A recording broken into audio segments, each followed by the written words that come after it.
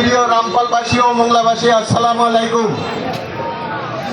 আমরা এই সম্মেলন তৃণমূল থেকে ভোটের মাধ্যমে আমাদের ভারপ্রাপ্ত চেয়ারম্যান মহোদয়, ইউনিয়ন থেকে উপজেলা ওয়ার্ড পর্যায়ে পৌরসভা থেকে আমরা রামপালে এবং আমাদের মাত্র বাগেরহাট জেলার আর দুটি নির্বাচন বাকি আছে, তারপরে আমরা জেলার নির্বাচন করতে যাচ্ছি।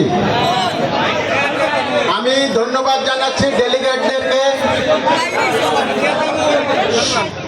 এবং